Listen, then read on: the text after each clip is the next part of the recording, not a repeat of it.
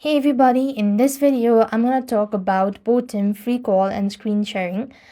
Now Botim offers a free HD voice and video call globally, including in regions like UAE where the VoIP's app uh, may be restricted, and included a screen sharing feature during the call.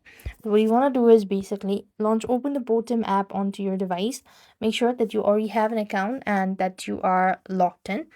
So this is where the interface will take you. Now then, what you need is in the bottom or while the bottom app is to free while the bottom app is free to download and use for a basic messaging, the free aspect of unlimited high quality voice and video call offers require as associate local telecom subscription. So what you want to do is here you just want to simply go ahead and start a call, and you just want to open up the chat page where you actually want to start a call, and then you could just go ahead and swipe up just at the bottom, and then you could find this share screen option. Simply go ahead and click on the following option, and this way you should be able to screen share, or you should be able to screen share on your Botim app. So that is how you could do it. I hope the video was helpful.